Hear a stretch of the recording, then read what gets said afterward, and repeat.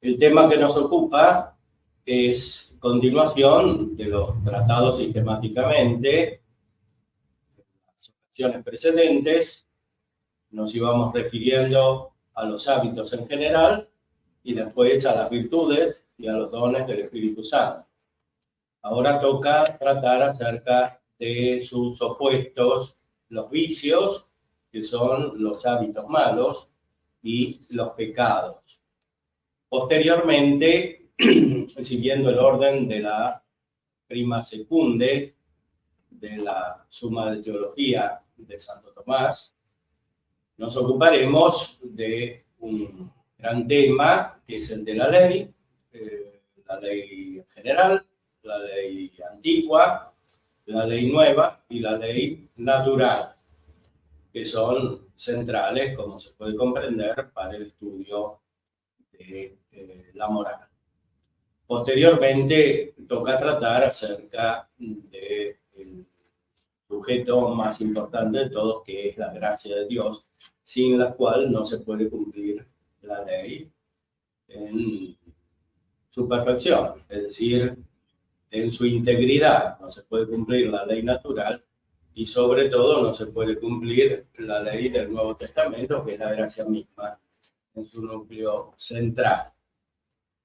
A continuación vendrán temas muy importantes y de mucha actualidad. En primer lugar, el tema de la fe, la segunda secunde Santo Tomás, en la siguiente sección, cuando comienza la moral particular, trata acerca de la fe, en primer lugar, de la esperanza y de la caridad, y después de las virtudes cardinales adquiridas e impulsas, prudencia, justicia, fortaleza y templanza con todas sus partes. Es un tratado muy amplio, pero el fundamento de todo es la fe. Hoy es muy necesario estudiar el tema de la fe, no solamente desde el punto de vista de la base del conocimiento teórico, sino también desde el punto de vista práctico, qué significa tener fe. Esto evidentemente está conectado con el tratado acerca de la virtud de la religión, que forma parte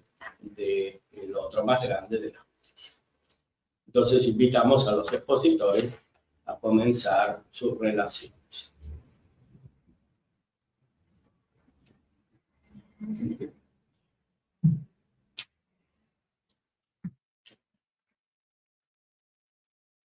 Bueno, gracias, Padre. Yo, dentro del tema de vicios y pecados, dada la especialidad de la corporación, me voy a referir al tema de estructuras de pecado y legislación positiva. San Juan Pablo II, en la audiencia general del miércoles 25 de agosto de 1999, se refirió a la obligación de combatir el pecado personal y las estructuras de pecado. Dijo en esa oportunidad que al dirigir nuestra mirada ahora al mundo contemporáneo, debemos constatar que en él la conciencia del pecado se ha debilitado notablemente, a causa de una difundida indiferencia religiosa, del rechazo de cuanto la recta razón y la revelación nos dicen acerca de Dios. Muchos hombres y mujeres pierden el sentido de la alianza de Dios y de sus mandamientos. Además, muy a menudo la responsabilidad humana se ofusca por la pretensión de una libertad absoluta que se considera amenazada y condicionada por Dios, legislador supremo. El drama de la situación contemporánea, que da la impresión de abandonar algunos valores morales fundamentales, depende en gran parte de la pérdida del sentido del pecado. A este respecto, referimos cuán grande debe ser el camino de la nueva evangelización. Es preciso hacer que la conciencia recupere el sentido de Dios, de su misericordia y la gratuidad de sus dones, para que pueda reconocer la gravedad del pecado, que pone al hombre contra su creador. Es necesario reconocer y defender como don precioso de Dios la consistencia de la libertad personal ante la tendencia a disolverla en la cadena de condicionamientos sociales o a separarla de su referencia irrenunciable al Creador. También es verdad que el pecado personal tiene siempre una dimensión social. El pecador, a la vez que ofende a Dios y se daña a sí mismo, se hace responsable también del mal testimonio y de la influencia negativa de sus comportamientos. Esto ahora es bien muy importante que decía San Juan Pablo. Incluso cuando el pecado es interior, empeora de alguna manera la condición humana y constituye una disminución de la contribución que todo hombre está llamado a dar al progreso espiritual de la comunidad humana. Además de todo esto, los pecados de cada uno consolidan las formas de pecado social que son precisamente fruto de la acumulación de muchas culpas personales. Sin embargo, como he afirmado muchas veces, continúa el Papa, es un hecho incontrovertible que la interdependencia de los sistemas sociales, económicos y políticos crea en el mundo actual múltiples estructuras de pecado. Cita Solicitud de Redes Sociales y el Catecismo número 1869. Existe una tremenda fuerza de atracción del mal que lleva a considerar como normales e inevitables muchas actitudes. El mal aumenta y presiona con efectos devastadores las conciencias que quedan desorientadas y ni siquiera son capaces de discernir. Asimismo, al pensar en las estructuras de pecado que frenan el desarrollo de los pueblos menos favorecidos desde el punto de vista económico y político, se siente la tentación de rendirse frente a un mal moral que parece inevitable. Muchas personas se sienten impotentes y desconcertadas frente a una situación que las supera y a la que no ven camino de salida. Pero el anuncio de la victoria de Cristo sobre el mal nos da la certeza de que incluso las estructuras más consolidadas por el mal pueden ser vencidas y sustituidas por estructuras del bien.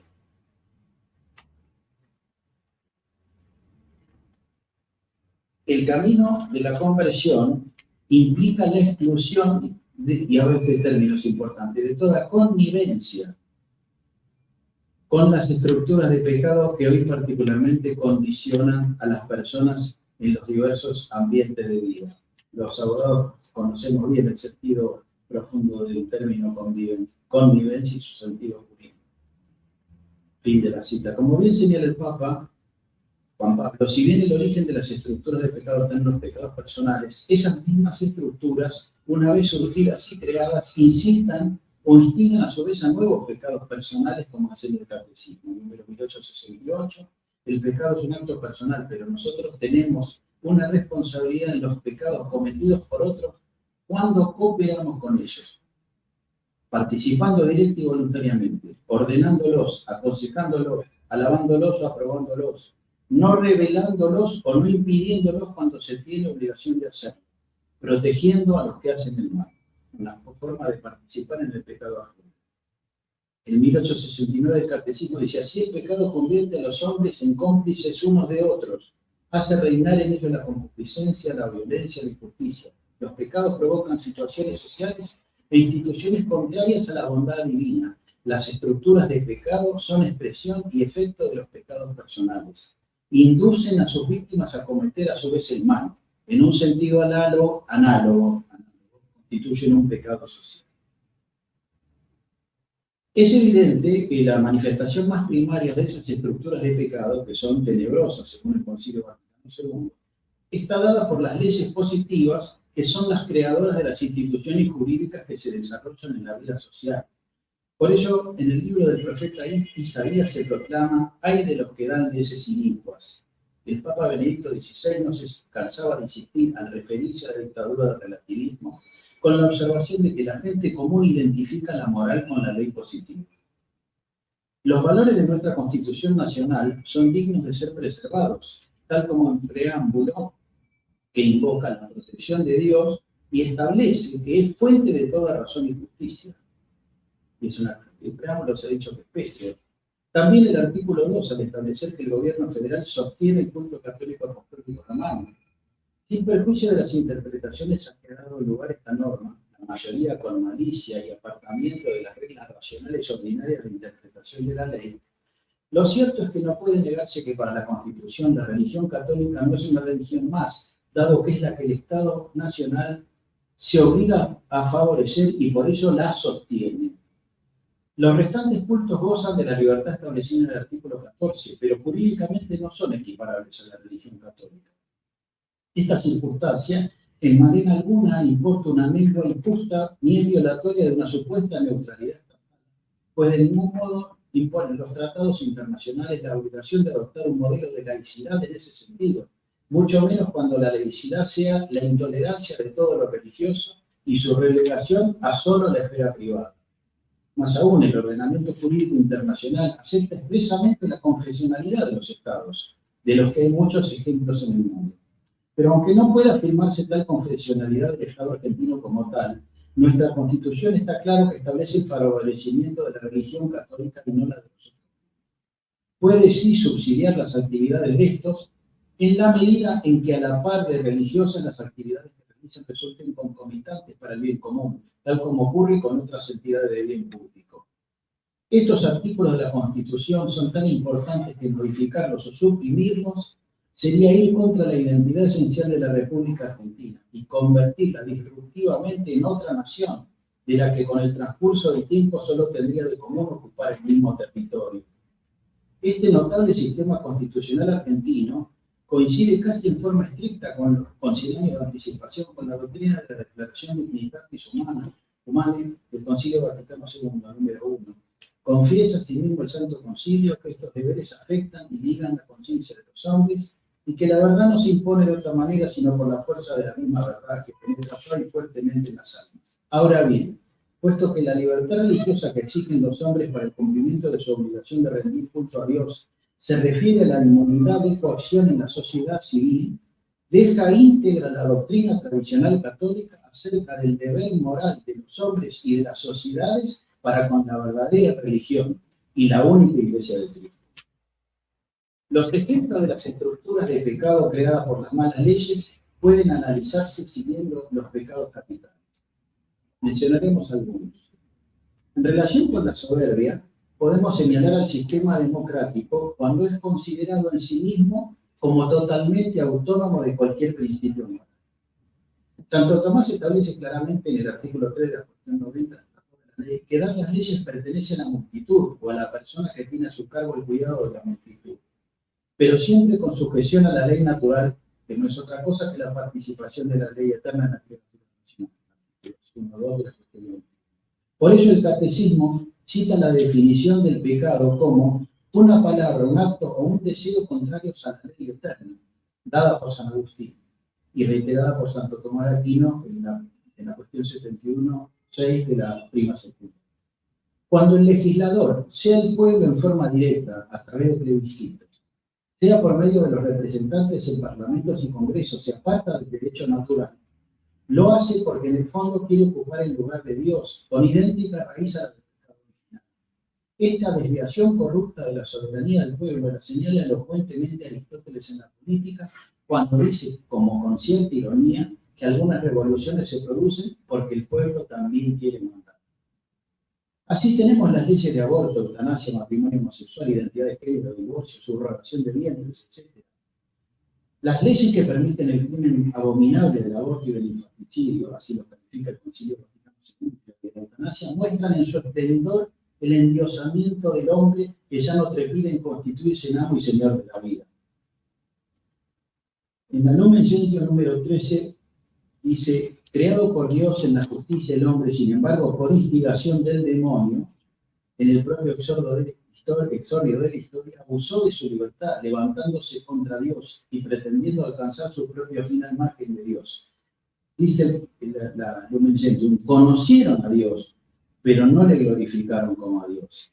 Oscurecieron su estúpida operación y prefirieron servir a la criatura, no al Creador. Lo que la revelación divina nos dice coincide con la experiencia. El hombre, en efecto, cuando examina su corazón, comprueba su inclinación al mal y se siente anegado por muchos males que no pueden tener origen en su santo creador. Al negarse con frecuencia a reconocer a Dios como su principio, rompe el hombre la debida subordinación a su fin último y también toda su ordenación, tanto por lo que toca a su propia persona, como las relaciones con los demás y con el resto de la creación. Rudolf Allers, en El amor y el instinto, estudio psicológico, citado en la psicología ante la gracia de la licenciada Selmira Seyman y presbítero de la Sonderegue, en el capítulo dedicado a analizar el conflicto y la neurosis, dice: la voluntad de penetrar el secreto de nuestra existencia es más bien una forma de superbia que fue el origen de nuestros males. De esta soberbia, que quiere hoy como entonces ser igual a Dios, nace la rebelión, que es la actitud más peligrosa y perjudicial. Esta actitud de rebeldía interior que generalmente el sujeto no reconoce como tal, constituye un factor de una importancia central en la evolución de las neurosis. El objeto de la rebeldía no es un hecho aislado, un sufrimiento, un conflicto, sino el hecho total de no ser más que una criatura limitada en su poder, en su existencia, en sus derechos. A pesar de los miles o millones de años que han corrido después de que la serpiente empujó a los primeros hombres a la rebelión, las palabras del demonio no han cesado de hacerse escuchar sordamente en las profundidades de nuestro yo. Seréis como Dios. Podemos concluir entonces que, aunque la inteligencia pueda conocer a Dios, como lo anuncié, sin la fe en Jesucristo no es posible optar o preferir a otro que a uno mismo, y amar y glorificar a Dios con todo el ser y todo el corazón, como establece el primer mandamiento. Porque solo con la contemplación del sacrificio de la cruz tenemos la certeza de que Dios nos ama y que la obediencia que le debemos cumpliendo sus leyes y mandamientos es para nuestro propio beneficio, aunque no lo comprendamos, y no para conveniencia del propio Dios, como sugirió el demonio a Eva en Génesis 3:5. Es que Dios sabe muy bien que el día en que comiereis de él, se os abrirán los ojos y seréis como dioses, conocedores del bien y del mal. Como acotación, quisiera referir a una canción de Charly García, con la que crecimos en la adolescencia y la juventud, decía que Dios es empleado en un mostrador, da para recibir. Con esa crecimos. Más allá de la blasfemia, es cierto que sin la cruz es muy fácil caer en esa tentación. Por supuesto que si no hubiera resucitado, vana sería nuestra fe. Ambos misterios están íntimos y sustancialmente unidos. Pero se observa una peligrosa tendencia actual en los católicos de suprimir el crucifijo y pasar en forma de estar resucitado. Incluso hay crucifijos que ya no tienen la imagen de Cristo crucificado, sino de Cristo resucitado. Dijo al padre Ferro o al padre Andereghe una explicación no protestante del pregón pascual cuando señala: necesario fue el pecado de Adán, que ha sido borrado por la muerte de Cristo. Feliz la culpa que mereció tal redentor. Avaricia y codicia. El doctor Mozo, acá, secretario de la corporación, se ha referido en la Semana Tomista, ha hecho una ponencia excelente sobre el particular. Si bien no son términos idénticos, los consideramos con efectos análogos en la formulación de muchas concepciones jurídico-económicas que bajo el propósito de seguridad jurídica dan lugar a grandes injusticias. Quiero referirme aquí en particular a la doctrina social de la Iglesia. Es un hecho que en varios temas morales algunos católicos porfían y otros desdeñan su magisterio. Ello, bueno, hay muchos temas, ¿no? Por ejemplo, la fecundación in vitro, la fecundación artificial, muchísimos católicos no aceptan, es decir, es una resistencia que se observa notablemente, ¿no?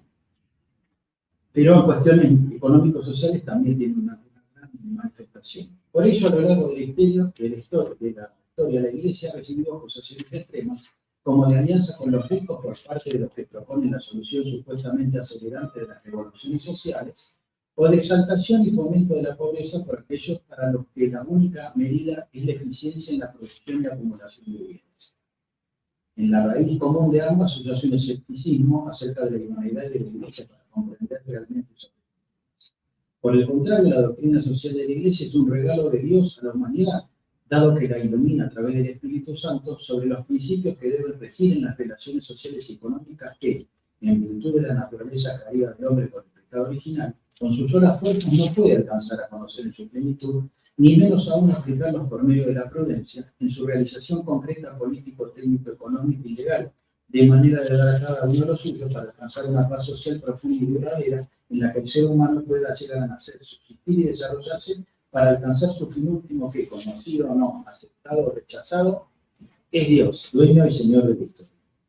Es evidente que los intereses encontrados que la escasez de los bienes produce llevan al hombre librado a su sola fuerza y sin el auxilio de la gracia al oscurecimiento de la inteligencia y el endurecimiento del corazón, frutos directos del pecado, como señala Santo Tomás en el artículo 3 de la cuestión 79 de la prima segunda. Es un postulado evidente que el bien común exige que no todo deba medirse bajo la eficiencia de una productividad económica inmediata, dado que existen otros valores que pueden resultar superiores desde el punto de vista moral, político y social. Un ejemplo de equilibrio evangélico en temas económicos son las obras del economista católico Moyano Serena, que el año pasado homenajeamos aquí en Constitución, en las que en forma permanente señalaba tanto el fin último del hombre como la incidencia de la envidia, el egoísmo, la codicia, la vanidad, la tentación o el orgullo, cuyo origen es el pecado original. Decía, entre otras cosas, en un libro Otro estilo de vida, el liberalismo se encuentra en una difícil posición, porque en lo político es un incansable sostenedor de los derechos personales que han de otorgarse gratuitamente a cada ser humano, pero en lo económico deja enteramente en manos del mercado la asignación de los recursos que hagan posible la vigencia real de esos derechos. Y continuamos ya, ¿no? Incluso se ha llegado a discutir el derecho mismo a la subsistencia. Herbert Spencer, en pleno darwinismo, encomiaba esa ley universal de la naturaleza según la cual una criatura que no tiene energía suficiente para mantenerse debería morir. Fin de cita. Frente a esta brutal afirmación de Spencer, debemos afirmar que el alimento de los niños, desde la concepción hasta los 18 años, es un derecho, porque es necesario para el sostén de la vida, que el Estado siempre debe garantizar, y que alcanza también a toda persona vulnerable sin ingresos ni posibilidad de trabajar. La asignación universal por hijo y las pensiones por discapacidad, comprobado, o vejez, son una ayuda justa que no merece las críticas genéricas de otros planes sociales, que a veces por su inexacta formulación, asignación o falta de control pueden dar lugar a usos que conducen a la desidia o al manejo político. Lo que venimos refiriendo respecto de la influencia de la avaricia o codicia desde el punto de vista bien común, se observa de inmediato interrelacionado con el pecado de la envidia. Helmut Schweck, sociólogo austríaco del principio del siglo XX, en su libro La envidia y la sociedad, realiza un estudio pormenorizado de los efectos de la envidia en la formulación de las leyes, en especial en su aplicación en países colectivistas. La supresión del orden de mérito en los estudios, la excesiva preponderancia de la antigüedad en relación con otros antecedentes en los concursos para cargos públicos académicos, la imposición de tributos de manera excesivamente progresiva, etc., tienen una raíz común en la envidia. Como contrapuesto, la pura ostentación, que es el fruto de la indolencia y la vanidad de los ricos, sí, Adam Smith en la riqueza de las naciones y en la teoría de los sentimientos morales, es ocasión del pecado ajeno de la envidia. Montesquieu, en el Espíritu de las Leyes, publicado en 1748, previno la importancia que tuvieron las leyes suntuarias de los romanos en su grandeza. Dijo, hemos hablado de la incontinencia pública porque va con el lujo, siguiéndole siempre y siendo siempre seguida de él. Si se dejan libres los movimientos del corazón, ¿cómo se podrán estorbar las flaquezas? La revolución que se produjo 30 años después parece haberle dado la razón. La bendita Madre Teresa se indignaba no contra la comodidad, ya que decía podía haberse ganado trabajando, sino contra el dispendio y el derroche. Es un purismo ingenuo e injusto que no se contemplen debidamente en las leyes, con diferencias fiscales sustanciales, aquellos que se destinan al alimento, el vestido, la habitación, la educación y la salud más imprescindibles, y los destinos que se destinan a ellos, desde aquello que se aplica al más grosero lujo y disipación. El lujo excesivo en medio de la pobreza conduce al resentimiento social y paradójicamente a la ruina económica de personas y familias enteras a través de la imitación que los medios de comunicación exacerban y las entidades crediticias explotan como inicuos usureros, dando límites crediticios injustificadamente elevados a modestos empleados que se endeudan para sostener un nivel de vida ajeno a su situación económica. En los verdaderos cristianos, la modestia y la autoridad de la regla, y así deben ser educados los niños, especialmente los de más acomodada condición, los de más alta social, para ser ejemplo integrador de armonía y paz social. En cambio, se observa el lamentable ejemplo de cómo, por ejemplo, el club social, considerado como el mayor exponente en la Argentina de pertenencia a las altas clases, incluso conformado por mayoría de católicos, favorece el juego y las apuestas, que son injustamente considerados todavía legales en la mayoría de los países. Como señala, y esto va con lo que dice el catecismo, la gente integra esa entidad sin ningún problema de conciencia, pese a que viven del juego y de la apuesta, es decir, de la ruina del prójimo. Como señala San Francisco de Sales, el jugador es un codicioso, y con motivo de esa codicia se arruina a él y a su familia. Dice en el criterio el gran pensador Jaime Balmes sobre la pereza. La soberbia es sin duda un mal consejero, no solo por el objeto que nos conduce, sino también por la dificultad que hay en guardarse de sus insidiosos amaños, pero es seguro que poco falta si no encuentra en la pereza una digna competidora. El hombre ama la riqueza, la gloria, los placeres, pero también ama mucho el no hacer nada. Esto es para él un verdadero goce, al que sacrifica a menudo su reputación y bienestar. Dios conocía bien la naturaleza humana cuando la castigó con el trabajo. El comer el pan con el sudor de su rostro es para el hombre una pena continua y frecuentemente muy dura. Refiere Francis Trochu en su libro sobre San Juan María Vianney que en la confesión del santo cura de él preguntaba a los campesinos y obreros si le habían trabajado a los patrones. Y en efecto, este pecado de pereza lleva a reflexionar sobre el justo equilibrio entre el mandato bíblico de ganar el pan con el sudor de la frente y las obras de misericordia evangélica, como la de comer al hambriento, que velan tanto el asistencialismo improductivo, siempre injusto hacia los que trabajan, y la indiferencia entre la necesidad del prójimo, en especial de los más impedidos para trabajar. Los hombres deben actuar en todos los campos con la valentía de la libertad de los hijos de Dios, según la feliz expresión de la oración por la patria, lo que no exime todo lo contrario de las obligaciones impositivas y laborales, ni justifica ganancias desproporcionadas a través de prebendas o condiciones monopólicas para las empresas, ni el abuso de la huelga o la protesta por medio de la violencia. La Constitución Nacional consagra la libertad individual y de comercio con los límites de la moral y el orden público y los derechos de terceros. La protección contra el despido arbitrario que conlleva algún régimen indemnizatorio razonable y los derechos de propiedad y defensa en juicio, incompatibles con la aplicación de multas, costas o intereses exorbitantes que en lugar de proteger el trabajo incitan y multiplican reclamos indebidos, con grave daño social al desalentar la creación de empleo. También incide en esta legislación la ira por la influencia de una de dos de sus hijas, que son, según explica Santo Tomás, la segunda, cuestión 158, artículo 7, la indignación y la hinchazón de espíritu causada por movimientos de ventaja. Estos movimientos conducen a tergiversar el sentido profundo de la sentencia de San Pablo de que aquel que no trabaja, que no come. Es un recurso fácil en el simplismo o aún en la tentación de buscar la culpa del necesitado para no dar hasta que duela, aún a los adictos y a los alcohólicos, como decía la Madre Teresa. La existencia de un sistema político, legal, económico y social inequitativo, producto del gasto público superlativo ineficiente y su correlato necesario en el brutal exceso de impuestos distortivos y de regulaciones agobiantes, no es justificativo para abandonar a los necesitados a esa triste y a veces desesperada situación, como si fueran los responsables de ese régimen perverso. Nadie puede quedar excluido de la caridad de acuerdo a la oración por la paz. También puede tener influencia en materia de seguridad, la ira. En este aspecto, los valores de la Constitución Nacional coinciden plenamente con la doctrina de la Iglesia, en tanto establece que las cárceles de la nación serán sanas y limpias, no para castigo, que siempre se entendió de aquel que va más allá de la necesidad, sino para seguridad de los ciudadanos, lo que requiere de la aplicación de una pena justa y proporcionada, como así de un régimen realista en materia de reiteración delictiva, reincidencia y minoridad, evitando caer en encarcelamientos necesarios y en liberaciones demagógicas e imprudentes de trágicas consecuencias para víctimas inocentes que incitan además a la justicia por mano propia y al odio social, contrarios al derecho y a la caridad, que nunca deben ser exacerbados a través de la agitación política electoral.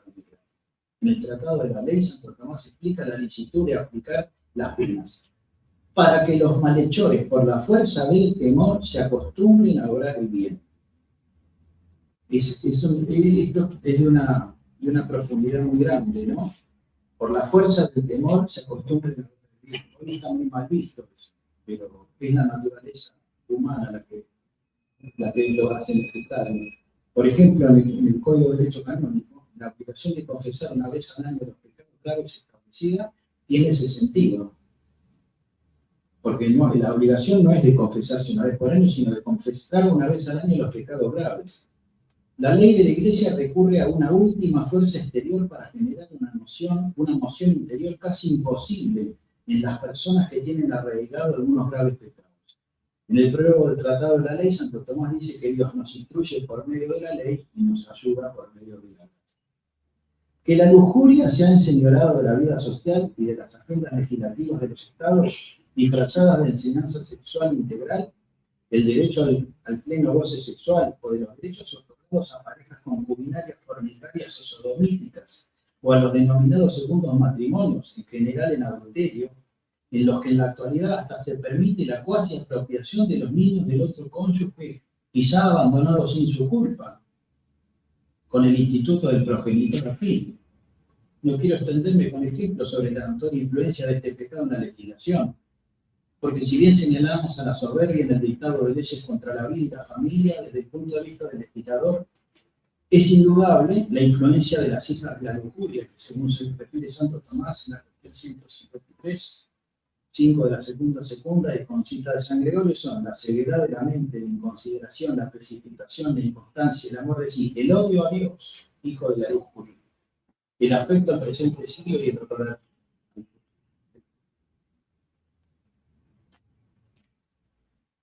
El desenfreno moderno, que con su legislación favorece e incita a la locura, comprueba vivamente lo dicho por San Juan Pablo II, referido al comienzo, acerca de que los pecados personales, aún los solo interiores, afectan a todo el conjunto humano, porque son ellos los que dan lugar a las estructuras de pecados y a los pecados sociales.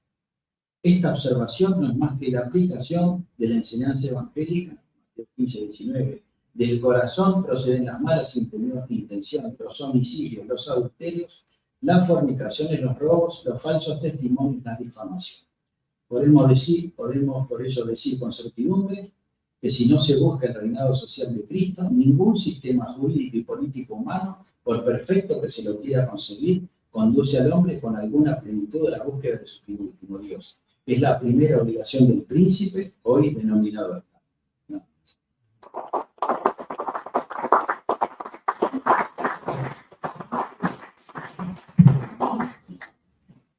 Bueno, muchas gracias, doctor Pedro Andereguen, por esta rica exposición. Quería citar lo que expresa el concilio aludido en el número 35 del Lumen Gentium, ¿no? Refiriéndose a los laicos, ellos se muestran como hijos de la promesa cuando fuertes en la fe y la esperanza aprovechan el tiempo presente y esperan con paciencia la gloria futura. Pero no escondan esta esperanza en la interioridad del alma, sino manifiestenla en el diálogo continuo y en la lucha contra los espíritus malignos, citando Efesios 6. Incluso a través de las estructuras de la vida secular. O sea, estas estructuras de las cuales se habla, o estructuras de pecado, no son simplemente deformaciones morales del orden natural, sino que tienen un sentido espiritual. Es decir, que son como instrumentos de los demonios para influir negativamente en las personas, individualmente y colectivamente, socialmente.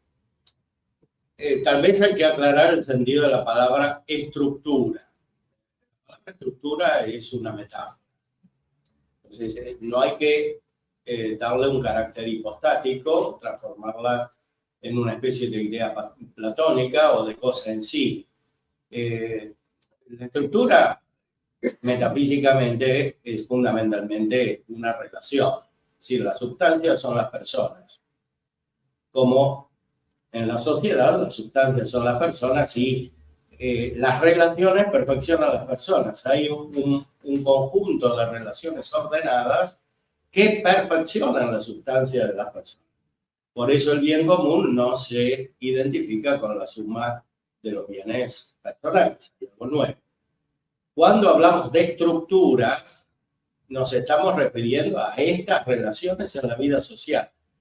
Es claro que hay relaciones que perfeccionan, que son las que constituyen el bien común de una comunidad, de una sociedad, y hay relaciones que deterioran, es decir, que son negativas. Pensemos en una relación de sujeción injusta entre personas o entre comunidades, o entre una persona y una comunidad, etc. Esto puede suceder dentro de una familia, dentro de una empresa, de un grupo social, de cualquier naturaleza. Entonces, la palabra estructura es un neologismo, está tomado del estructuralismo y de la importancia que se le da en el siglo XX en distintos ámbitos a la cultura. Antes no se hablaba de cultura y el magisterio tampoco hablaba de cultura, ni de estructura.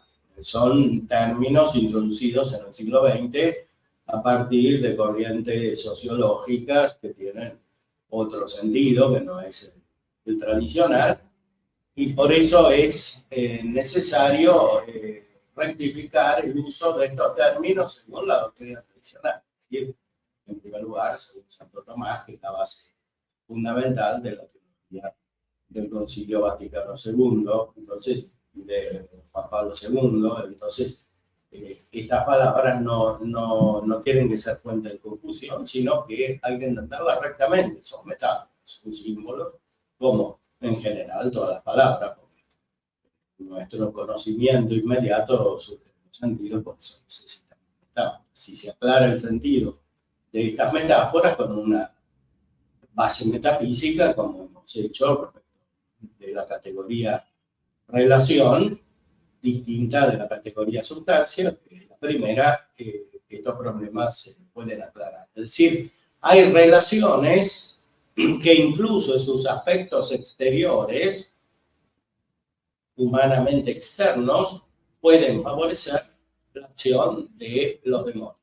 Y hay otras relaciones que pueden favorecer la acción de los ángeles buenos, ¿no? En la iglesia hay sacramentos, hay comunidades, etcétera, y todo eso favorece la acción de la gracia y también la acción de los ángeles buenos. En este sentido, habla del Concilio Vaticano II. Hay una lucha espiritual cuando exhorta a los laicos, este capítulo se refiere a la misión de los laicos, cuyo carisma es la secularidad, es decir, tienen una gracia especial para luchar contra los demonios en las estructuras de la vida temporal, es decir, en la vida social del Estado y de otros. Y con esto damos la palabra al doctor Carlos Terren, el padre José Ignacio, que... Bueno, muchas gracias, doctor Andrés. A mí me toca hablar sobre el pecado más desde la perspectiva, bueno, digamos, precisamente en cuanto a la aplicación de la suma teológica. Convendría recordar que en la prima secunde, cuando hablamos de los actos humanos, en primer lugar tenemos de los hábitos en general, desde la cuestión 49, después tenemos, bueno, de la causa de ellos, de la distinción de ellos, y después en particular, ahí se habla primeramente de las virtudes. Recordemos que la virtud es un hábito operativo bueno, y como el vicio es un hábito operativo malo.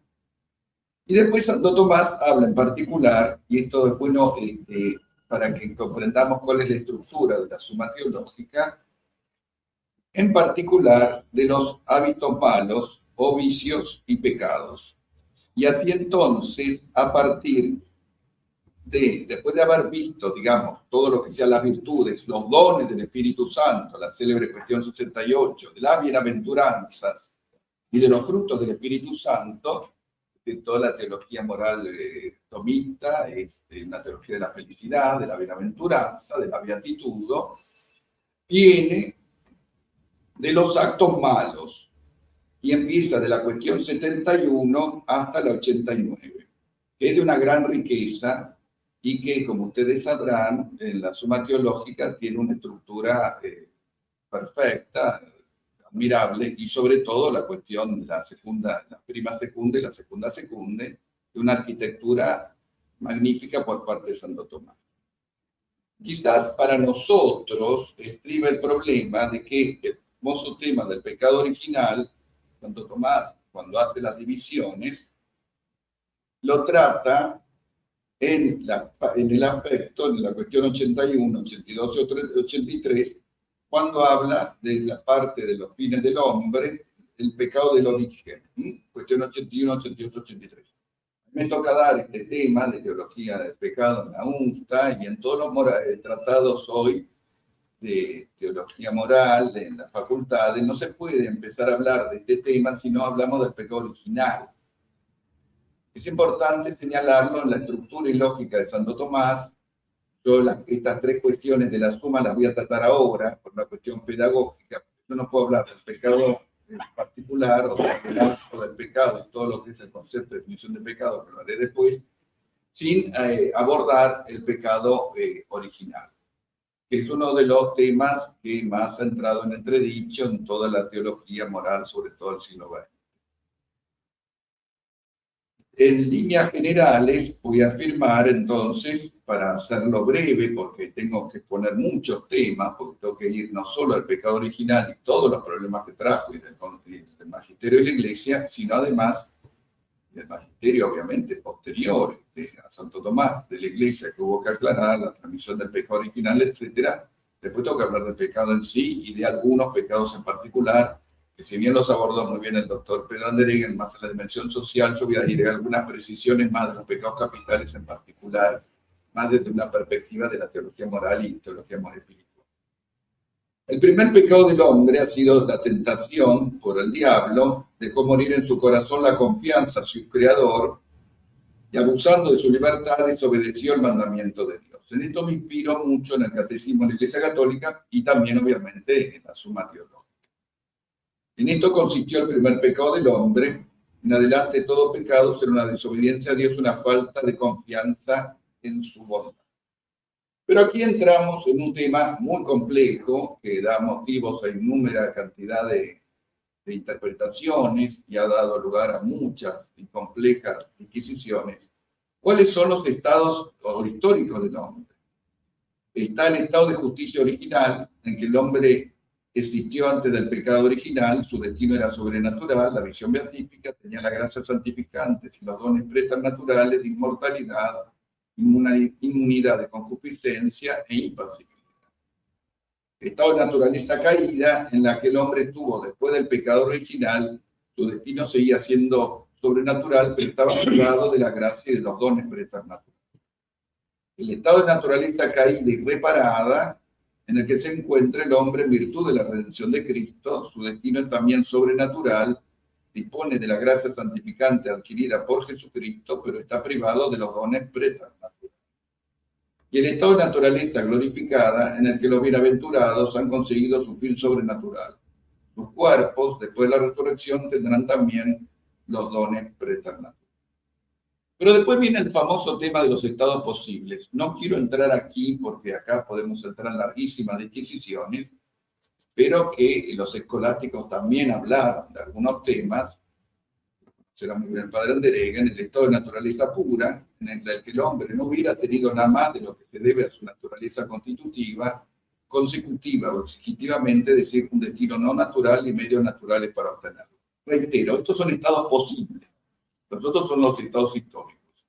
Y el estado de naturaleza íntegra, por eso yo dije estado de justicia original, el estado de naturaleza íntegra en el que el hombre tuviera un destino natural, pero al mismo tiempo estuviera adornado con ciertos dones preternaturales. Yo aquí esbozo simplemente un campo muy complejo de análisis que no voy a poder abarcar ahora en honor de la brevedad. Sí queda en claro entonces que la armonía en la que se encontraba establecido gracias a la justicia original quedó destruida por la tentación a la cual sucumben Adán y Eva por la tentación del demonio. En general, los padres de la Iglesia interpretan que es la soberbia y la envidia, seréis como dioses, los dos pecados capitales en que habrían sucumbido. Con todo lo que esto da margen para las interpretaciones en cuanto a las explicaciones patrísticas. El dominio que queda destruido, el dominio de las facultades espirituales del alma sobre el cuerpo se quiebra. Génesis 3:7, la unión entre el hombre y la mujer es sometida a tensiones. Acá tengo. Bueno, gracias, pero te voy a pedir. Yo tengo mucha tos, estoy tosiendo mucho últimamente, así que disculpen mi voz. La armonía con la creación se rompe, la creación visible se hace para el hombre extraña y hostil, y a causa del hombre la creación es sometida a la servidumbre de la corrupción. Por fin, la consecuencia explícitamente anunciada para el caso de la desobediencia se realizará. El hombre volverá al polvo que fue formado, la muerte hace su entrada en la historia de la humanidad, como dice magníficamente San Pablo en la carta a los Romanos 5:12. Desde este primer pecado hay una verdadera invasión del pecado, inunda el mundo. El fratricidio cometido por Caín en Abel, la corrupción universal a raíz del pecado. En la historia de Israel se manifiesta el pecado frecuentemente, sobre todo como infidelidad a la alianza.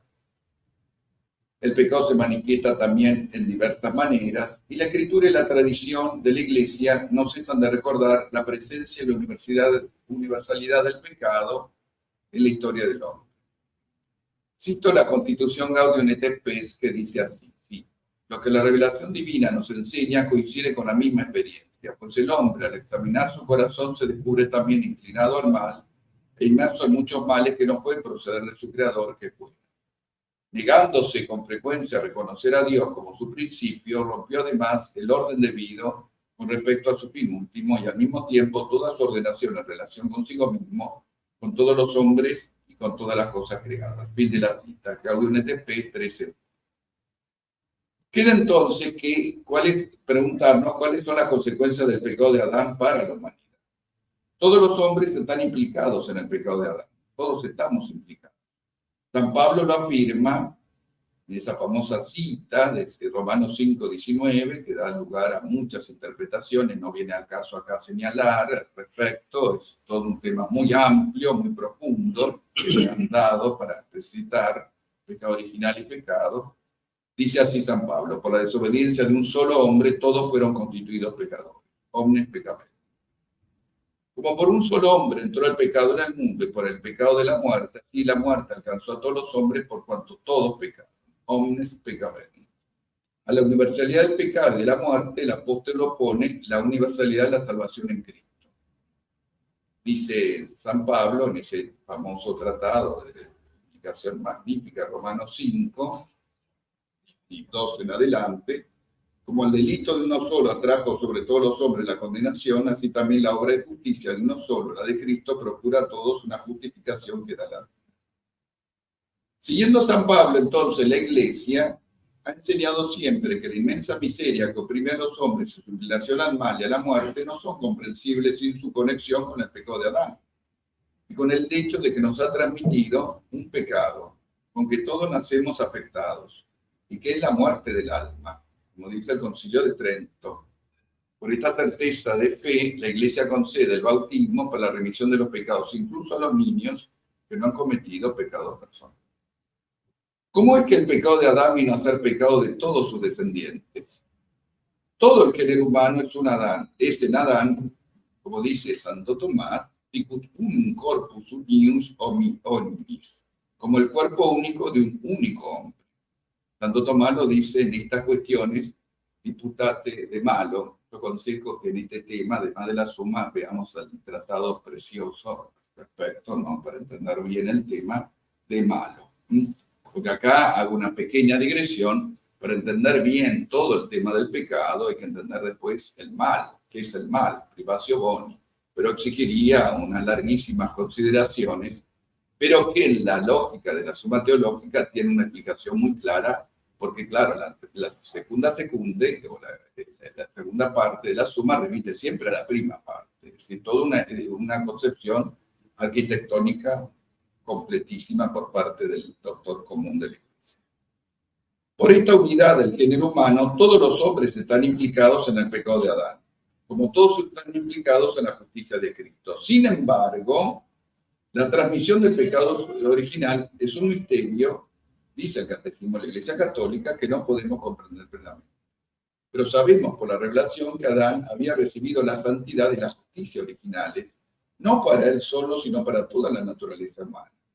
Tendiendo al tentador Adán y Eva, comete un pecado personal, pero este pecado afecta a la naturaleza humana que transmitirán en un estado caído. Por eso se habla de la naturaleza del hombre caído.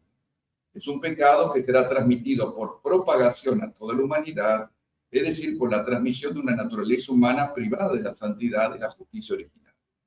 Por eso el pecado original es llamado pecado de manera análoga. Es un pecado contraído, no cometido, un estado y no un acto. Por eso se dice que el pecado original es un hábito. En cambio, el pecado en sí es un acto. Eso después lo vamos a hablar. Aunque propio de cada uno, el pecado original no tiene ningún descendiente de Adán un carácter de falta personal. Es la privación de la santidad y de la justicia originales. Pero la naturaleza humana no está totalmente corrompida, está herida en sus propias fuerzas naturales, sometidas a la ignorancia, al sufrimiento y al imperio de la muerte, e inclinada al pecado. Esta inclinación al pecado es llamada la famosa concupiscencia. El bautismo, que da la vida de la gracia de Cristo, borra el pecado original y devuelve al hombre a Dios. Pero las consecuencias para la naturaleza debilitada e inclinada al mal persisten en el hombre y lo llaman al combate espiritual. La doctrina de la Iglesia sobre la transmisión del pecado original fue precisada sobre todo en el siglo V, en particular bajo el impulso de la reflexión de Agustín contra el pelagianismo, y en el siglo XVI contra la Reforma Protestante en el Concilio de Trento.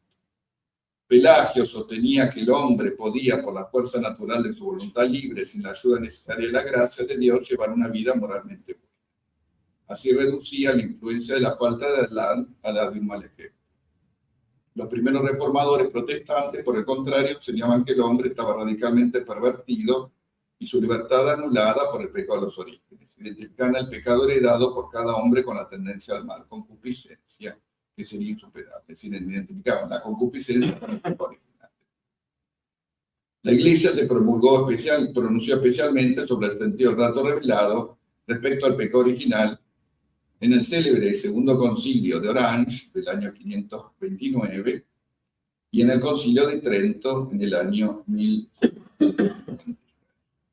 Evidentemente, yo no puedo hablar en honor de la brevedad sobre todo el pecado original, pero sí recordar entonces que, haciendo una breve síntesis al respecto, que siguiendo el Concilio de Trento, el pecado original se transmite justamente con la naturaleza humana por propagación, no por imitación, que se halla como propio en cada uno.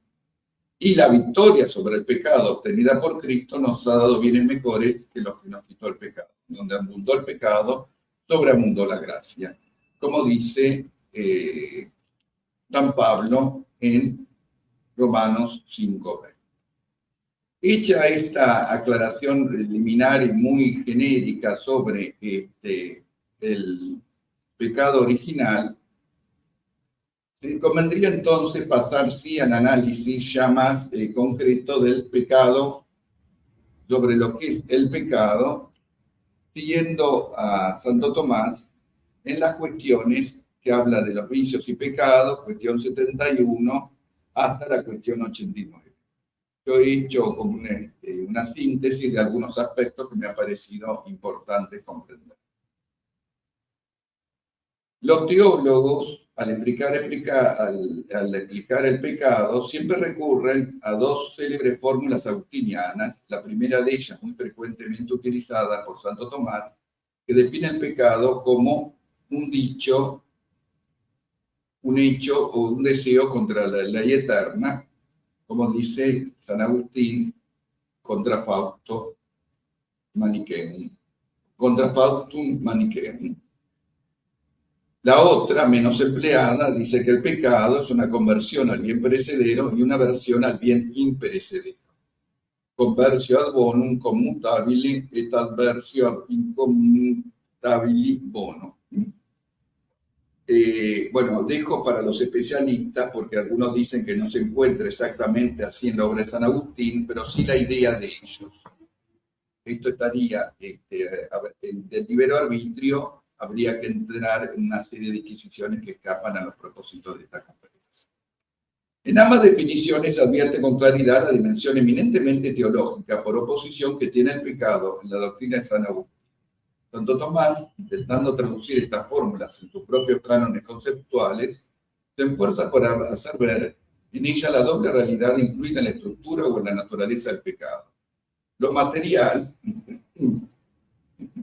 es la sustancia del acto, dicho, hecho, deseo, o sea, la conversión, y lo formal, la razón de ser, la malicia, contra legem eterna, o sea, la aversión.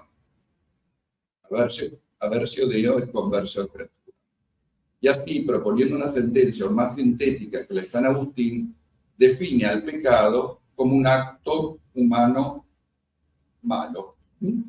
Lo dice claramente Santo Tomás cuando habla al respecto, en el artículo 13, en un artículo de la cuestión de la suma, cuando habla precisamente del pecado.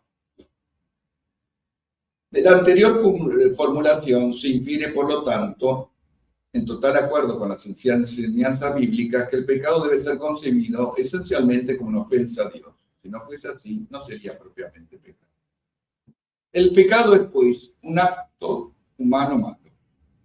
Sí, como se explica en el Tratado de la Moralidad, el mal es la carencia de la plenitud de vida al ser. La naturaleza de las distintas especies del mal dependerá de las distintas especies de la entidad de las cuales exprime. Existe un mal que es carencia de plenitud de la entidad física y un mal que es carencia de plenitud de la entidad moral del acto. El pecado es la segunda de estas alternativas. Consecuentemente, está a distinguir en el pecado el acto humano en sí mismo y la malicia inherente a él. Por eso, bajo el primero de los aspectos, el pecado está constituido por una ordenación positiva del acto a un determinado objeto especificativo, aspecto común de todo acto humano en cuanto tal. En este sentido, el pecado se recibe la denominación de conversión ad bonum conmutabile.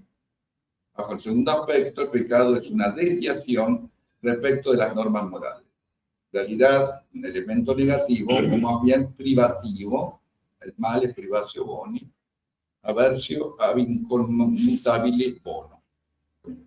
Queda entonces, en un largo artículo que también Santo Tomás da en el comentario de las sentencias, la explicación de cuánto es el acto naturaleza de la conversión. Como una especie de esbozo sintético, en esto sigo mucho alguna exposición del Padre Basso, en su libro La trágica rebeldía, acerca de lo que es el concepto de pecado, dice el Padre Basso, da algunos corolarios dignos de mención.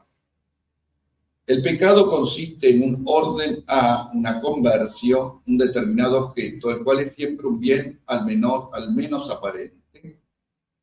En segundo lugar, el pecado se especifica en cuanto acto por el objeto propio de la conversión. La intención del pecador tiende siempre hacia el objeto de la conversión. Y el pecado no es una mera privación, sino más bien un acto privado del debido orden. Y el pecado consiste esencialmente en un acto procedente del libre albedrío. Si nosotros ahora pasásemos a analizar el concepto del pecado en una dimensión que ya hemos señalado, siguiendo a San Agustín, como una palabra u obra, deseo contra la ley eterna, o una transgresión voluntaria de la ley de Dios, tendríamos que entonces recordar qué significan estos dos aspectos, la conversión a la criatura y la aversión a Dios. La conversión a la criatura es un gozo ilícito de un ser creado contra la ley o el mandato de Dios. Alucinado por el demonio, el hombre entonces entrega a la criatura una aparente felicidad, una conversión meramente transitoria, un bien aparente, que no real, que no dejará nada en el alma, sino amargura y remordimiento. Pero el elemento formal, obviamente, es la aversión a Dios, el rechazo de Dios, esa aversión a Dios. Más entonces podemos afirmar que el pecador se da cuenta de que con su acción gravemente prohibida se aleja o se separa de Dios. Es entonces aquí cuando hay ese rechazo de Dios que es incompatible con la amistad divina y con el plan originario de Dios. En el pecado entonces hay una verdadera ofensa a Dios, explícita o implícita. Con respecto a esto, debemos señalar que en toda la psicología del pecado, que se ha hablado muchas veces al respecto, es la preferencia por un bien caduco y deleznable en comparación con el bien eterno, con la beatitud para la cual hemos sido creados, es decir, la bienaventuranza eterna. Con respecto a la psicología del pecado, se pueden decir muchos aspectos, señalar muchas situaciones, y sobre todo con las complicaciones que ha traído toda la psicología freudiana, pero me excede hoy la felicitación que quiero dar siguiendo la suma teológica.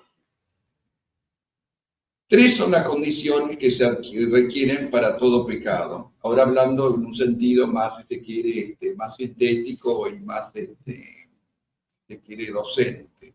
Que sea una materia prohibida, grave o levemente, estimada como tal en la conciencia del pecador, advertencia del entendimiento a la malicia de la acción y consentimiento o aceptación por parte de la voluntad. La medida y el grado en que se combinen estos elementos dará origen a lo que se denomina el pecado mortal o venial. Conviene recordar que San Juan Pablo II, en Reconciliación y Penitencia, cuando había muchos teólogos que en teología moral ya no querían hablar de pecado mortal o venial, y habían introducido lo del pecado grave, por no decir mortal, impugna Juan Pablo II esa distinción de pecado mortal, grave y leve, y él habla de pecado mortal y venial, conforme a la tradición de la Iglesia. ¿Por qué viene todo este problema? Porque aquellos teólogos, como Fuchs, que hablan de la opción fundamental, dirán que el hombre solamente peca mortalmente cuando rechaza la opción fundamental. Pero después los otros pecados que pueda hacer son pecados graves. Eso es una distinción equivocada porque es negar los actos intrínsecamente malos. Y se olvida de los fuentes propios de la moralidad que son objetos, fines y circunstancias. En todo acto hay pecado mortal, en todo acto que sea intrínsecamente malo. En Veritatis Splendor, que es una encíclica magnífica y que el Papa ha impugnado todas estas teologías, porque claro, acá hay que explicar muchas cosas muy complejas, porque esto que parece tan básico, decir que hay pecado mortal y venial, esto ha sido muy interpelado y muy censurado por los teólogos más progresistas o modernistas de la opción fundamental. Solo habría pecado mortal si uno niega la opción fundamental, pero a lo largo de la vida podría cometerse muchos pecados graves, pero no mortales. Eso no está en la doctrina de la Iglesia. San Juan Pablo II lo ha impugnado y rechazado en Veritatis Splendor. Se mantiene entonces en el catecismo también mortal y venial. Después iremos a las distinciones de mortal y venial. Pero conviene recordar esto, que es tan básico, pero que hoy en día lamentablemente se ha olvidado. Y recordemos que el magisterio reciente de la Iglesia, tanto en Reconciliación y Penitencia, del año 83, si mal no recuerdo, del Catecismo de la Iglesia Católica, del año 92, y de Veritatis Splendor, de unos años después, mantiene claramente, y lo dice el Papa expresamente, la distinción de pecado mortal y venial. Es con esta aclaración, entonces, que nosotros podríamos decir que hay muchas distinciones de los pecados. El pecado original, el pecado personal, el pecado habitual, el actual. El estado habitual sería el estado del pecado, el estado de pecado en el pecador no arrepentido, actual, cualquier acción o omisión contra la ley divina, pecado grave, mortal y venial, y etcétera, una serie más de distinciones que en honor a la brevedad no voy a poder hacer ahora. Entonces pasamos a lo que yo quería hoy hablar, que es este tema de la insistencia del pecado mortal. Pecado mortal es aquel entonces que hay materia grave, plena advertencia y una libertad en la voluntad. Y es entonces que esta malicia se da claramente cuando el hombre rechaza a Dios, desprecia a Dios. Esto es entonces para nosotros la muerte, como decía San Agustín, el pecado de la muerte del alma, y debemos nosotros siempre acudir a la gracia del sacramento de la confesión. Con respecto, obviamente, a la materia grave, siempre la Iglesia ha considerado todo aquello que atente contra obviamente, los 10 mandamientos. Tiene que ser hecho con advertencia perfecta, es decir, con plena intención, y también que la voluntad, es decir, un consentimiento perfecto de la voluntad. Evidentemente, yo no quiero entrar aquí en las distinciones que podríamos hacer, que sería teología moral fundamental, de las conciencias, distintos tipos de conciencia, desde la conciencia laxa, que hoy lamentablemente está muy en boga, de la conciencia escrupulosa, que aquel que ve pecado donde no hay pecado, la conciencia propia, que la Iglesia siempre habla, la de los santos, que es la delicada, está la conciencia delicada, que es la propia de los santos. Después tenemos la conciencia cauterizada, aquella que nada es pecado, o la conciencia farisaica, que hace ver pecado en cosas mínimas y en cosas gruesas no. Todos esos temas hablan de la integralidad de todo este asunto, de este tema tan importante que es el pecado, de la consideración del pecado, que lamentablemente hoy no se habla tanto al respecto.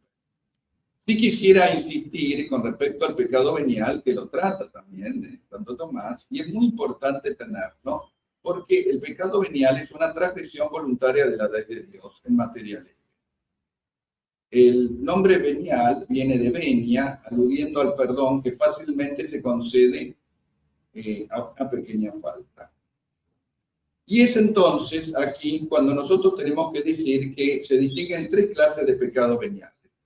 Por su propio género son veniales aquellos pecados que envuelven tan solo un pequeño desorden moral, por ejemplo, aquello que se dice una mentira jocosa, una mentira piadosa, a mí no me convence mucho el término, pero bueno, en fin, una palabra ociosa, etc. Por verdad de materia son veniales aquellos pecados que, aunque de suyo están gravemente prohibidos, la insignificancia de la materia les hace tan solo veniales, por ejemplo, el robar una manzana, ¿no? Y por la imperfección del acto son veniales aquellos pecados cuya materia es grave, pero se realizaron con insuficiente advertencia y consentimiento, por ejemplo, los pensamientos impuros semiconsentidos.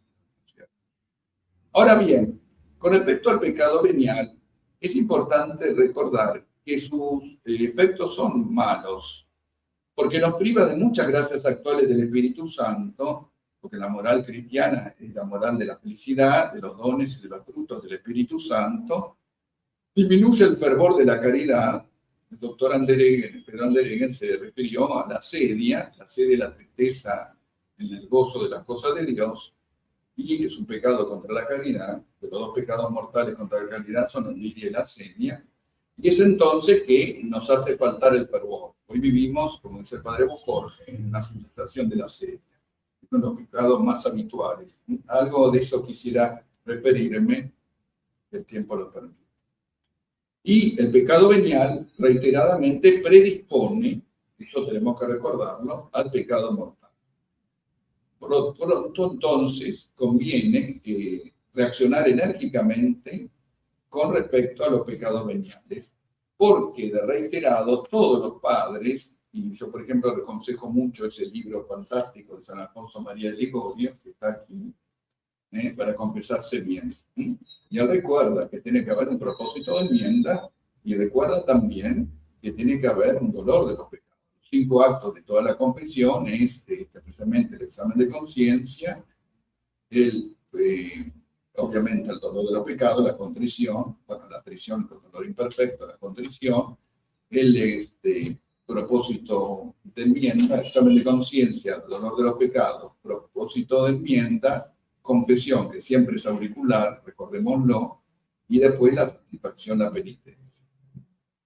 Ahora bien, es importante recordar también como principios que, dado la brevedad, voy a ir nada más que a algunos temas de los pecados mortales, y sobre todo de los pecados capitales, que son los que quisiera ahora hablar brevemente.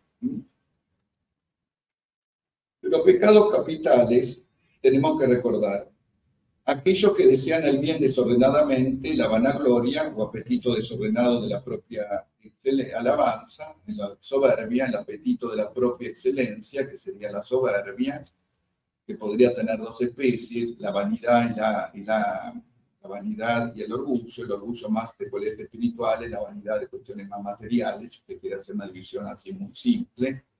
Bueno, después la gula o apetito desordenado de comer y beber, la lujuria o apetito desordenado del placer venéreo, la avaricia o apetito desordenado de los bienes exteriores. Y que los que usen del bien por el mal adjunto, la sedia, que es el tedio de las cosas espirituales por el esfuerzo que suponen, la envidia, la tristeza del bien ajeno, y la ira o el apetito desordenado de venganza. Yo voy a hacer una pequeñísima reseña de cada uno de estos pecados capitales, pero sí hacerles una invitación que acudan a la lectura de la Suma Teológica, porque es un tratado espiritual, porque Santo Tomás, toda la teología moral, la enfoca desde el punto de vista de la espiritualidad, de la unión con Dios. Es la unión con Dios, la bienaventuranza. No es una moral minimalista, es una moral maximalista. Es la moral de la felicidad, de la gloria, del gozo de Dios. La vanagloria es un pecado, es el más grave de los pecados mortales, es el apetito desordenado de la propia alabanza. Cuando Tomás lo trata en la templanza, porque el propio de la templanza es la virtud que es moderada. Entonces la virtud, que Santo Tomás, así que vamos a hablar del pecado mortal, habla de la virtud. Y la virtud propia para combatir el pecado mortal de la soberbia es la humildad. La humildad que, como dice Santa Teresa, es andar en la verdad, de nuestra pequeñez, de nuestra criaturita. Por lo tanto, entonces, buscar la propia fama, buscar los honores, etcétera, entonces generan una serie de pecados derivados, jactancia, afán de novedades, hipocresía, pertinacia, discordia, disputas, desobediencia. Con respecto a los remedios, obviamente, recordar la virtud de la humildad, que es la base de la santidad, como decía San Francisco de Sales, para crecer en la vida de la caridad, hay que remover, esto lo dice Santo Tomás, removens, es la que remueve los obstáculos para que crezca el edificio de la caridad. Entonces, cuanto más removemos los obstáculos de la soberbia, más puede crecer el edificio de la caridad. Esto lo dice muy bien San Francisco de Sales, citándolo obviamente a Santo Tomás. La avaricia es el apetito desordenado de los bienes exteriores, a la cual se refirió muy bien el doctor Pedro Andereggen en cuanto a todo lo que sea más a nivel hoy día social, pero sí a nivel personal es un pecado muy grave, obviamente. Recordemos que siempre el pecado es personal, es un acto que se opone a la liberalidad.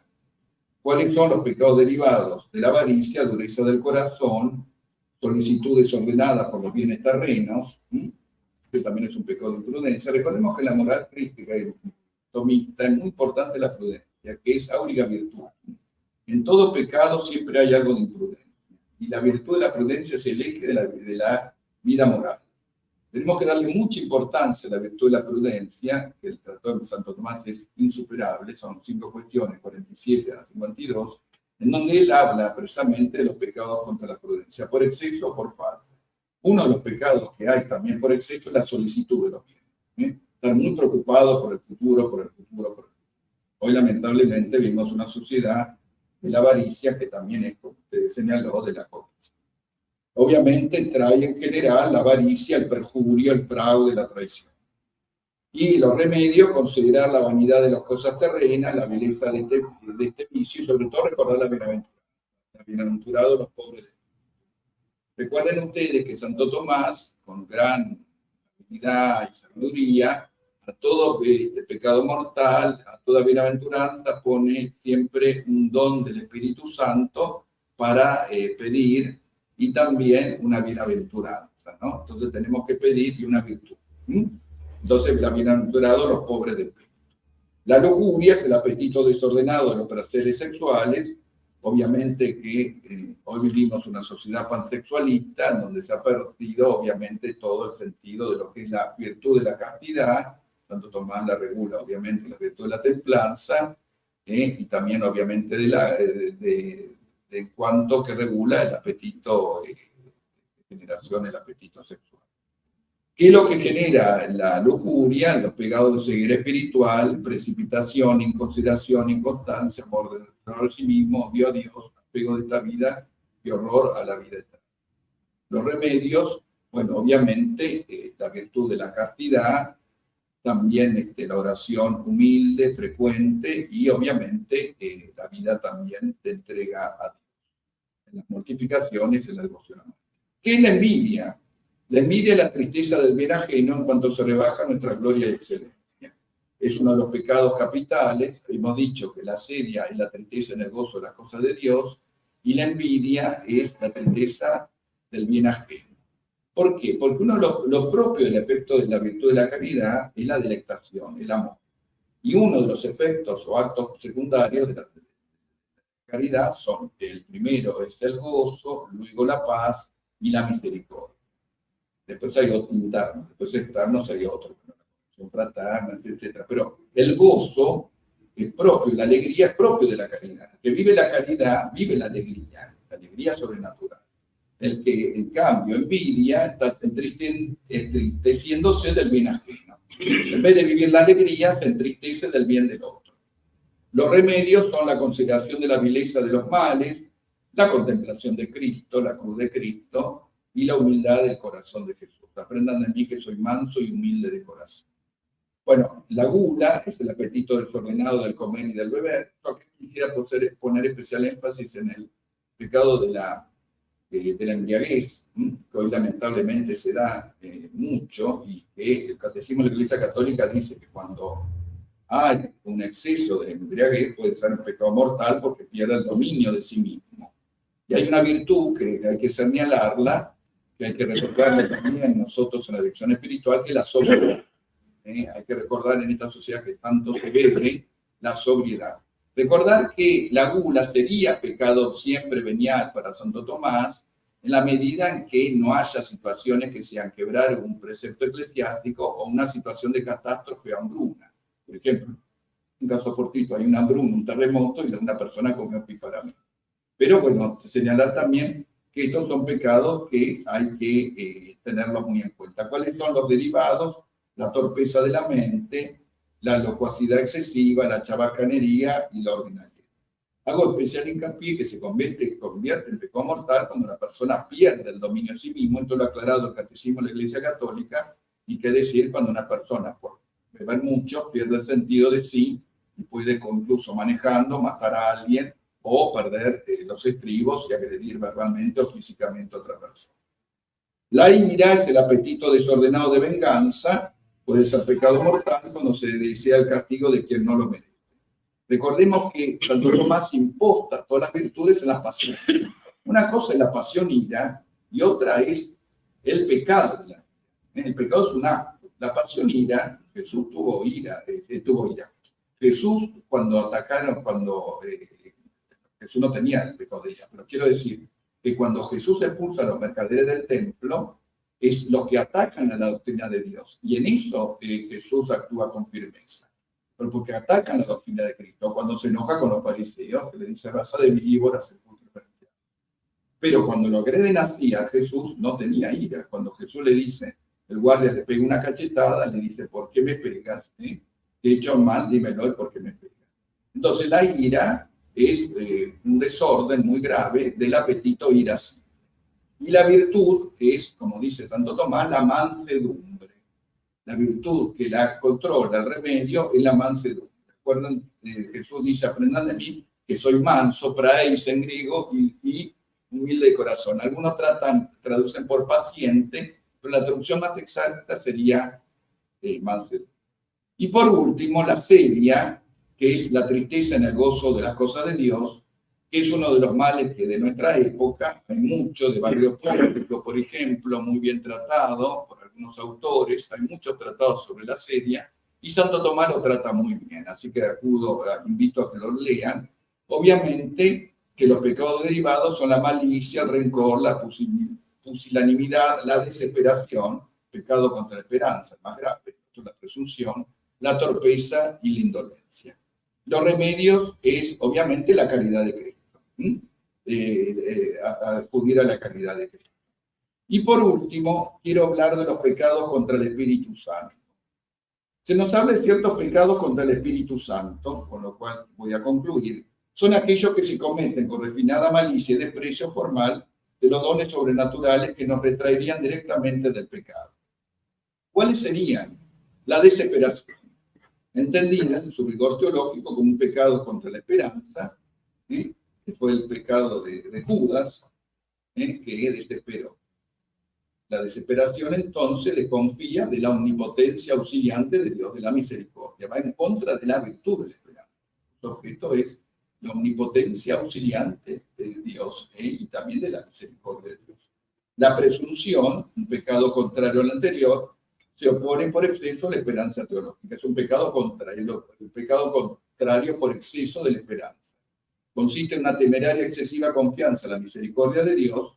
Es el pecado de los fariseos, que se autojustificaban y tenían un título exigitivo ante Dios. Ellos mismos se autosalvaban. Y la impugnación de la verdad conocida, no por simple vanidad o deseo de eludir las obligaciones que impone, sino por deliberada malicia. Se desprecia el don de la fe ofrecido misericordiosamente por el Espíritu de Dios. Es decir, aquel que no quiere, no reconoce que merece la gracia de Dios, o mejor dicho, que pide la gracia de Dios, que no quiere pedir perdón. Es que aquel que se mantiene en la obstinación del pecado. Y entonces, la obstinación del pecado, rechazando las implicaciones interiores de la gracia, es también uno de los pecados contra el Espíritu Santo. Y por último, la impenitencia deliberada es aquel que no quiere arrepentirse de los pecados. Dios siempre da a todos la posibilidad de la enmienda y siempre da las gracias actuales. Pero aquel que niega o quiere rechazar el inmenso amor de Dios. Entonces, para nosotros, tengamos en cuenta que esto también es muy grave. Pidámosle entonces al Señor que nos dé a nosotros siempre la suficiente humildad para reconocer nuestra fe. Con esto entonces culmino el vasto tratado de los pecados, consciente de que hay muchos temas a tratar, pero bueno. Muchas gracias.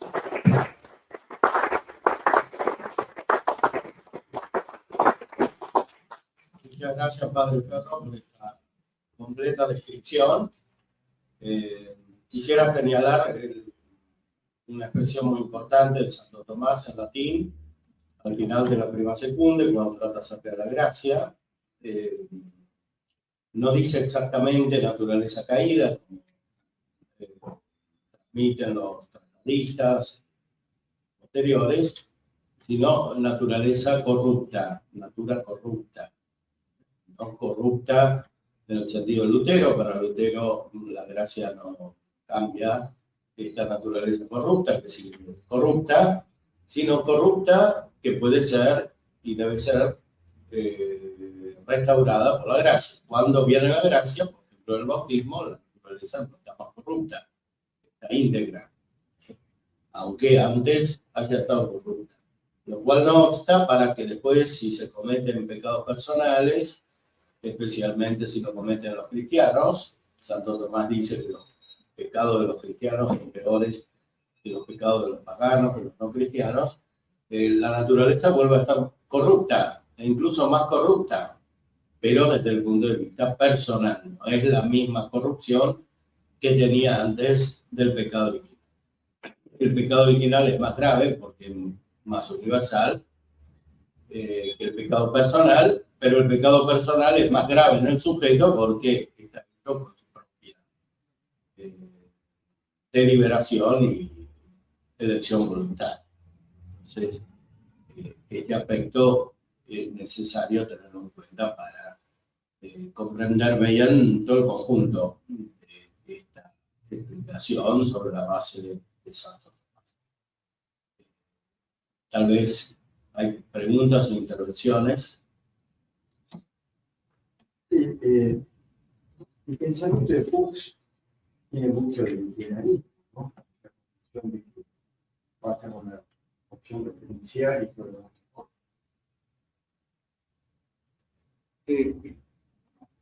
Yo diría, bueno, o si quiere pelagiano, porque es el hombre que puede, al contrario, yo diría que bastante optimista, es un optimismo de la persona, es una visión bastante que el hombre se autorredime a sí mismo, ¿no?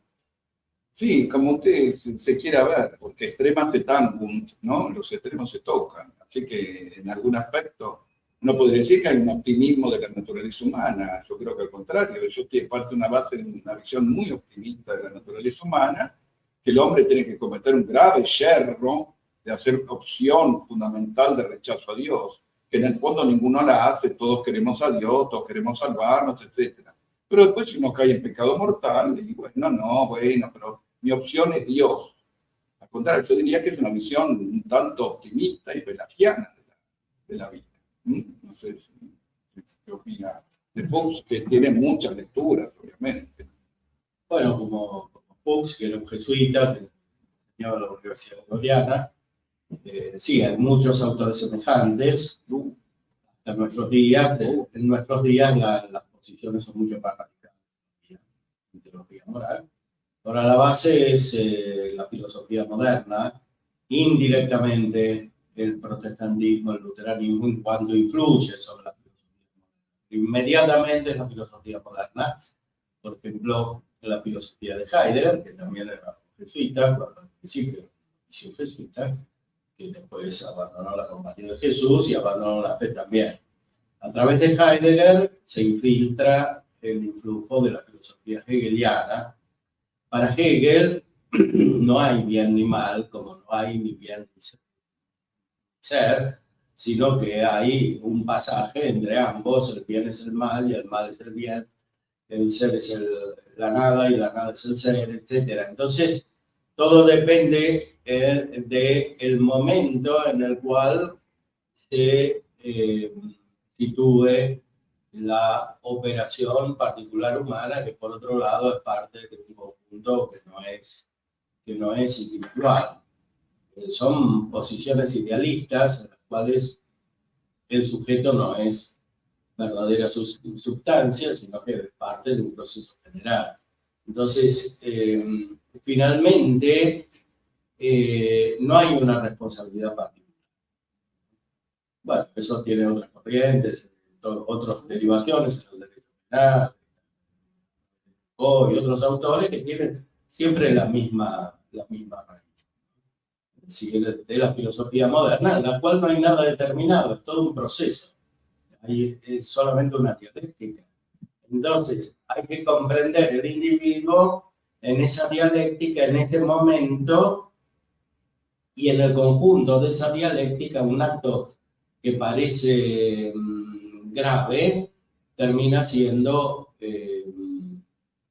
disculpado, porque se lo considera en el conjunto como no grave, sino como parte de un proceso, ¿no? Como los freudianos, por ejemplo, los psicopedagogas modernos, ¿no? Que dicen, siguiendo a Freud, que la masturbación es un acto que es necesario en los jóvenes, etc. Entonces, disculpan eso, y así se hace con la fornicación, la homosexualidad y otros pecados contra la vida, el aborto, etc. O sea, de esta manera se puede disculpar, exculpar toda clase de conducta, y al revés, se puede imputar como negativa una conducta buena, por fariseísmo, por no adecuación al conjunto, por falta de sentido comunitario, etc.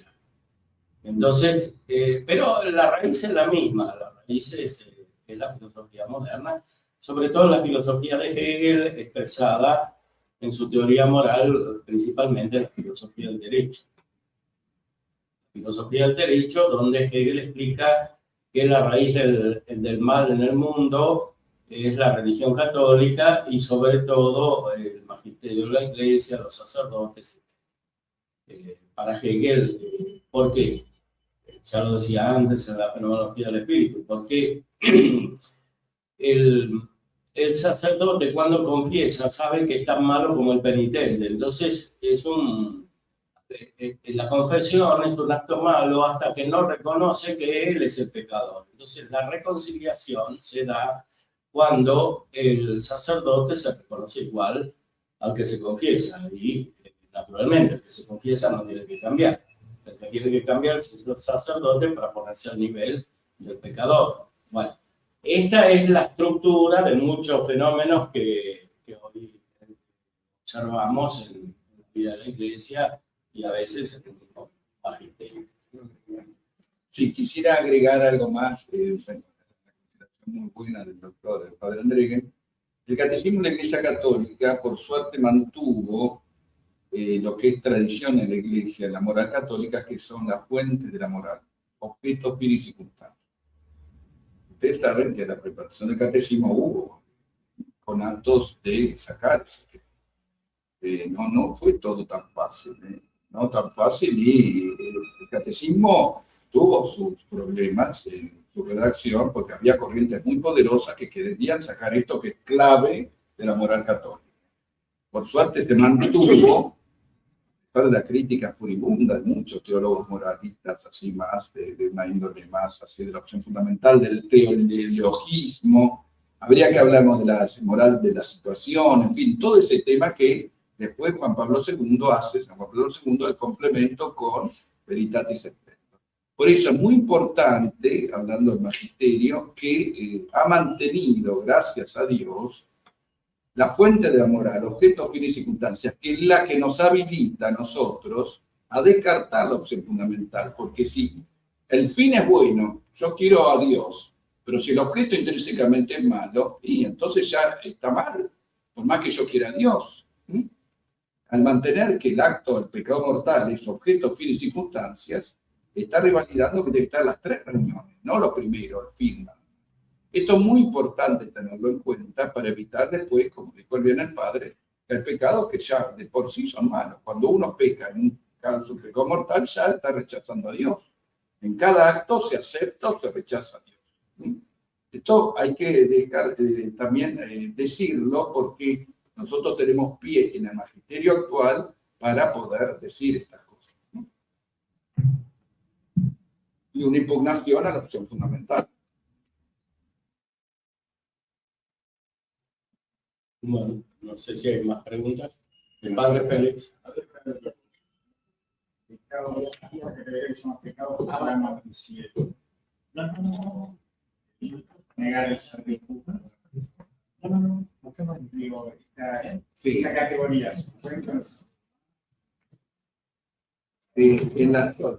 Negar el salario justo en Santo Tomás. Y bueno, sí, clásicamente sí pude haber hablado también de los pecados que claman al cielo. Uno de negar el salario justo, pagar como corresponde, bueno, está en la Sagrada Escritura. Sí, Santo Tomás, el Tratado de la Justicia, lo trata. Sí. Santo Tomás lo trata, en la virtud de la justicia trata todo lo que sea con respecto a la justicia conmutativa. Esto lo trata también, como fraude, como no pagar las obligaciones, etc. Y el catecismo obviamente lo revalida. Sí, está revalidado como uno de los pecados que claman al cielo, no pagar el justo, y a la tradición católica también. Y Santo Tomás tiene que ir al Tratado de la Justicia y lo trata. Perdón, insisto en esa pregunta. Grave. Los pecados que claman al cielo, ¿serían una categoría distinta o una categoría propia de pecados o es una forma de referirse a ciertos pecados que muestran una injusticia patente? Bueno, sí, o sea, claman al cielo todos los pecados graves, evidentemente, ¿no?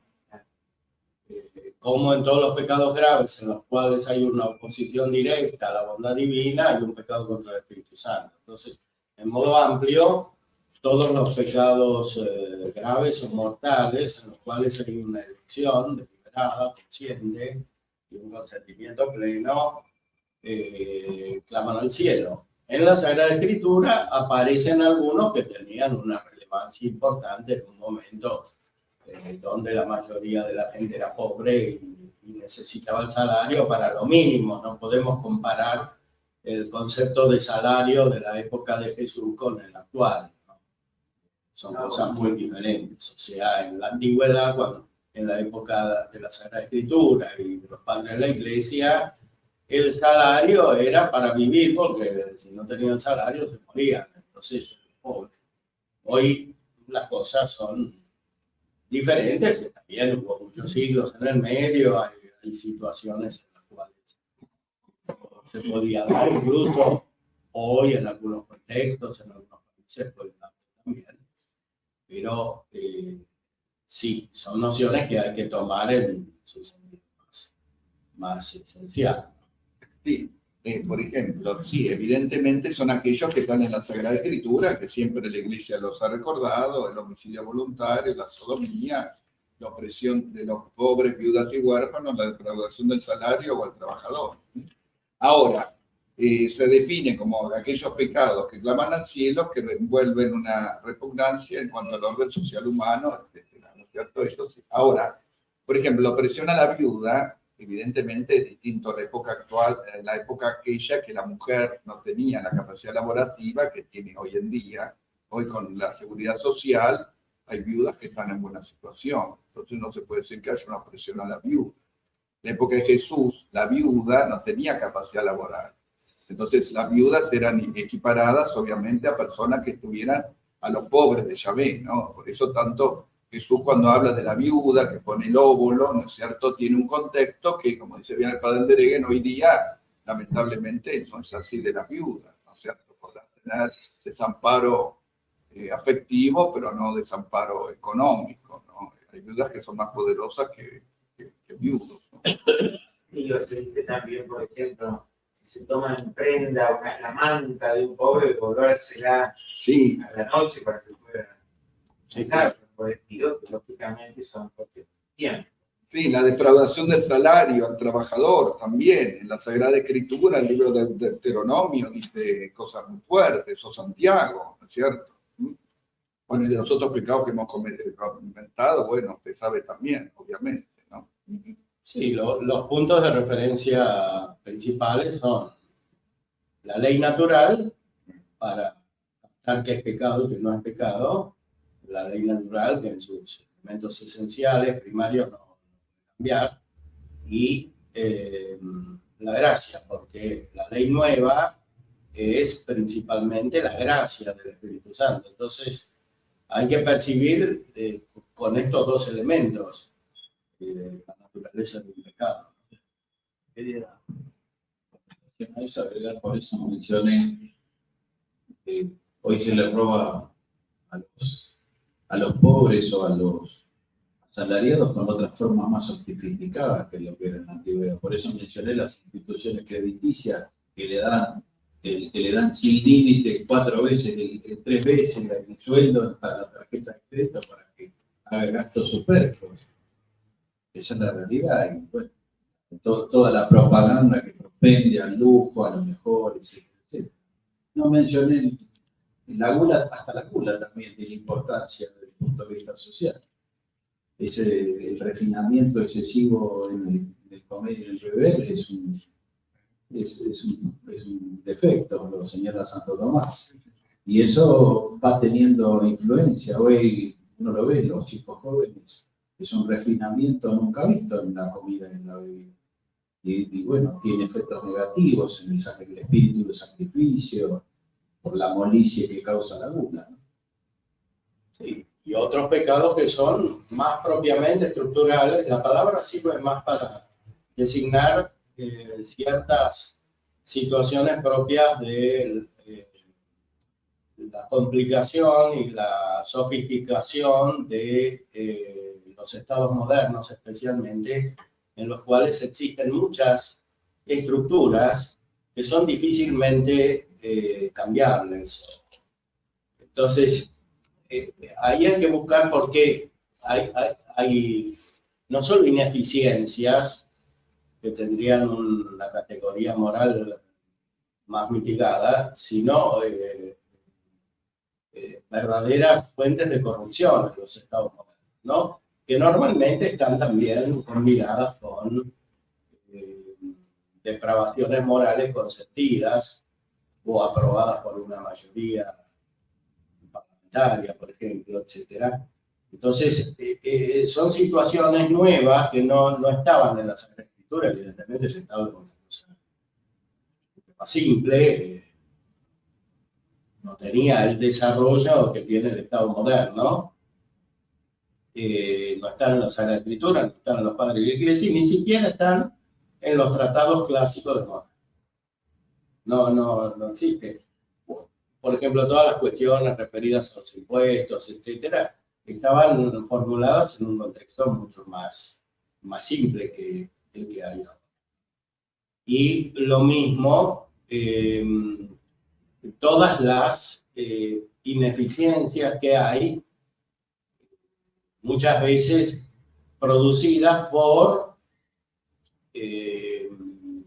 elecciones gravemente indebidas en el conjunto de la vida social, por parte de los que tienen a su cargo el cuidado de la comunidad, que por otra parte ahora está más claramente que en la antigüedad dividida en tres poderes. Entonces, sí, estos tres poderes, en núcleo estaban ya en Aristóteles, pero hoy adquieren una complejidad intrínseca infinitamente superior y además la relación entre ellos es mucho más complicada. Entonces, estas estructuras se multiplican y son muy difíciles de combatir si no hay una claridad fundamental. El modo radical de combatir esto es crear una sociedad cristiana que sea verdaderamente cristiana, o que sea verdaderamente católica, ¿no? O sea, que la Constitución Nacional se cumpliese todos sus aspectos, en su parte fundamental, por ejemplo. Pero esto, si no hay una base real, no se puede lograr, porque sin la gracia no se puede cumplir el orden natural. Se puede cumplir plenamente la ley natural. Entonces, no solo siguen los pecados, sino que se multiplican, se hacen más grandes. Y la complejidad de estas estructuras crece y es cada vez más difícil de desentrañar esta complejidad. En la antigüedad, muchas veces lo que sucedía eran guerras, que manifestaban de alguna manera estas estructuras de corrupción. Hoy no solamente hay guerras, sino que hay muchos otros fenómenos que a veces son peores que las guerras, que dañan profundamente las comunidades y también la